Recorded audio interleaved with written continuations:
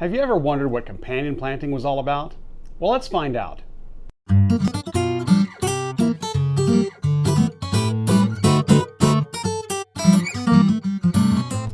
Hi, I'm Tim with Shades of Green Nursery and Landscape in Frisco, Texas, and I recently gave a presentation about companion planting to the Frisco Garden Club. So let's check it out. Today we're going to talk about companion planting, and more specifically, what is it? Now that seems like a simple question, but an easy answer to it can be hard to find, especially if you go straight to the internet. If you go to Google, you'll see that, well, there's all kinds of charts out there for companion planting with vegetables or herbs or flowers and herbs or flowers and vegetables, and on it goes. When you go to Pinterest, it's even more confusing because there's even more charts and graphs and tables there that you can find. So it leads one to wonder, well, what exactly is companion planting and how do you go about doing it or get started? Well, the simple answer is that companion planting means different things to different people. But for the purpose of this presentation, we need to agree on a definition. So, companion planting, what is it? Well, grouping plants so that they benefit each other in some way. That seems pretty simple, which leads to the next question, well, benefit how? Well, there's several ways they can benefit. They could benefit aesthetically by contrasting or complementary color, texture, or size, or even by seasonality. What do we mean by seasonality? Well, here's an example from my own backyard. I grow daffodils and Texas lantana in the exact same spot because they have completely different time frames. They grow in different seasons. Lantana will come up in late spring and bloom all summer, well into fall. Daffodils will pop up in late winter, early spring, and so they're never blooming at the same time. So with my Texas lantana in the same spot as my daffodil, what'll happen is as the daffodils start to fade, my Texas lantana will be starting to grow, and it will completely cover up the leaves of the daffodils. Now, you normally want to leave those upright so that the daffodil bulb can draw nutrients and be fed and store up energy so it can survive the summer and come back again next year. But I also don't want a whole bunch of dying out daffodil leaves all over my garden. The Texas lantana will hide it completely. And then what I do in the late fall, early winter, when I cut my lantana back, that's also when I will clean up any daffodil leaves that are still remaining. By then they're all brown, but it's easy to clean up. So here's a good companion with two plants that have completely different time frames, bloom in different seasons. That's what we mean by seasonality. Aesthetically is another way that you can companion plant. And this would be through contrasting texture or color or size. And an example of this would be hostas and ferns. They both have the same requirements. They want protection from afternoon sun. They like to be in the shade. They have the same water requirements. But with hosta, you get these big, bold leaves. And with the ferns, you get this soft, feathery look. And so they're two completely different looks, but they're plants that want to be in the same spot and want the same conditions, ideally. And so that's a great companion. Now, if you wanted to add some color to the mix, because your hostas and your ferns are always going to be some shade of green, you could throw some corabels into the mix. And those come in wonderful colors with some browns, some caramels, some burgundies and purples and reds. And again, the corabels want to be in the shade just like the hostas and the ferns. So this is a great group of companion plants for a shady spot.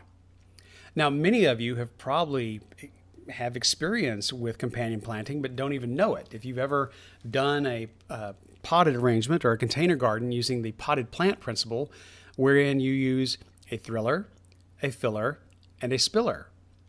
That's an example of companion planting. These are, in this case, these are all sun lovers right here, and it's an example of grouping the plants together. They have similar water needs, they have similar light needs, and so they'll work well together. So companion planting, grouping plants so they benefit each other in some way. They can benefit aesthetically by contrasting complementary color, texture, or size, or by seasonality, or they can benefit scientifically. This could be chemically, biologically, and or biochemically. Now, the classic example of this is the Three Sisters. And this is something that the Native Americans taught to the European settlers when they first arrived in North America. And this is an interplanting of corn, pole beans, and squash. And you plant these all together, and they work together for the benefit of all. The corn, well, the stalks provide support for the climbing beans. The beans provide corn with the nitrogen needed for optimal growth, because beans and peas both fix nitrogen in the soil, and corn is a heavy, heavy feeder. It needs a lot of nitrogen so it can shoot up nice and tall and produce the corn. The beans will also help camouflage the corn. Their leaves will camouflage the corn and thereby help deter the corn earworm moth. Now, the squash provides shade that inhibits weeds and helps retain soil moisture. It acts like a mulch in a sense. It's going to provide so much shade that the weeds can't really take hold, and it's going to help the soil retain its moisture, and therefore all three of these plants are going to benefit. So scientific companion planting would be a symbiotic relationship wherein all of them are going to benefit because they're bringing something to the table that the others don't have or need. Now, when it comes to literature on companion planting, if you want to do some additional reading, the classic text that almost every gardener I know has on their shelf would be Carrots Love Tomatoes, and then there's a sequel called Roses Love Garlic, and I believe the same author has a third book out now, but I'm not certain. Carrots Love Tomatoes dates back to the early 90s, I believe, so it's been around quite a while. If you're looking for something a little more current, this one came out, I believe, in 2020, called Great Garden Companions, and the author is a master gardener, and that's got some great information in it as well. Now, for me, as a certified nursery professional, our go-to book is the training manual that we all use. This is a 3-ring binder about 3 inches thick, and it's the material that we all have to know in order to get certified, pass our exam. And this thing has 680 pages, and there's 1 page on companion planting. And that's in Chapter 8 on pest controls, working with nature to control pests, wherein we learn that companion planting, which they define as an orderly mixing of crop plants, is a cultural practice aimed at diversifying insect populations. Numerous claims have been made about the ability of certain plants to protect certain other plants from insect damage. However, no scientific data are available to prove the value of companion planting. Now, that last sentence there is key. No scientific data are available to prove the value of companion planting. Said another way, there is no peer-reviewed, double-blind scientific study proving the benefits of companion planting. Any proof of efficacy is almost entirely based upon observational and anecdotal evidence. That said, there's a lot of observational and anecdotal evidence.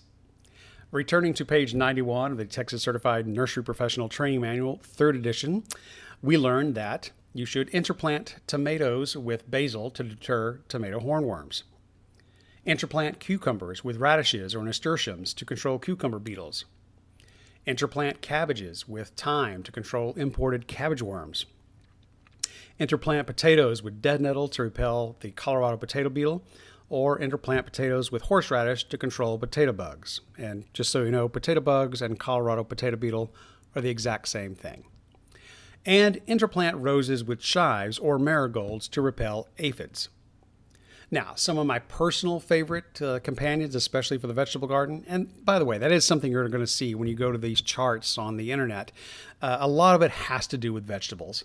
I'm not sure why that is, but that seems to be, I would say, 70% of the information out there is regarding companion plantings and how different things help or hinder other vegetables. So, some of my favorites, tomato and marigold. The marigold inhibits nematodes and it attracts pollinators. Now, I'm a big fan of planting annual color in my garden for my summer crops, just as a general rule of thumb, because I want to attract the pollinators. All of your summer crops in North Texas, well, the vast majority of them anyway, have a flower. They're going to have flower and they will need some pollinators to help set the fruit. And having flowers in your garden, in your vegetable garden, will certainly help that. Marigolds, they will show up on all these charts you're going to see as far as their ability to inhibit nematodes.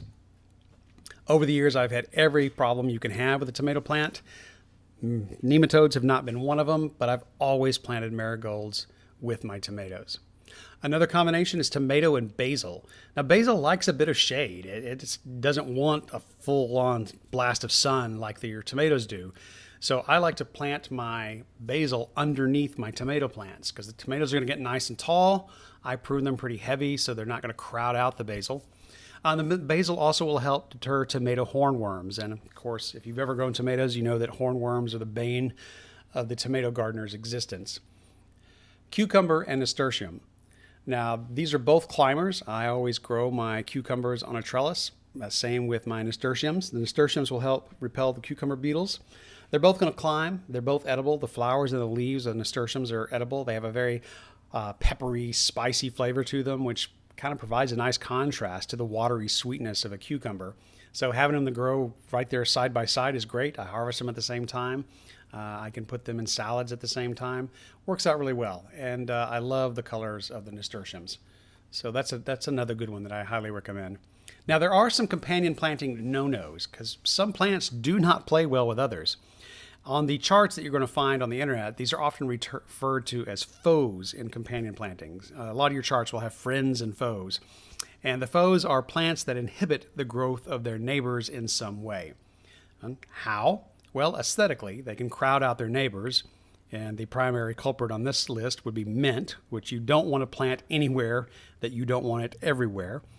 Another no-no would be Greg's blue mistflower, which can take over a flower bed very quickly. Beautiful flower. It's great for pollinators, butterflies especially, but I wouldn't want to put it in my vegetable garden.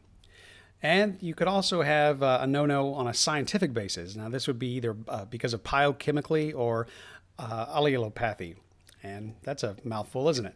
Allelopathy is a biological phenomenon by which an organism produces one or more biochemicals that influence the germination, growth, survival, and or reproduction of other organisms. A classic example of this would be black walnut versus pretty much everything. Black walnut produces a toxin called juglone that inhibits the growth of other plants. And I know this from personal experience. My brother lives in East Texas. He has a very mature black walnut tree in his front yard, and his landscaping has never looked good. And it's to the point now where he can barely get grass to grow, and even most weeds find it hard. So again, that's a classic example of allelopathy right there.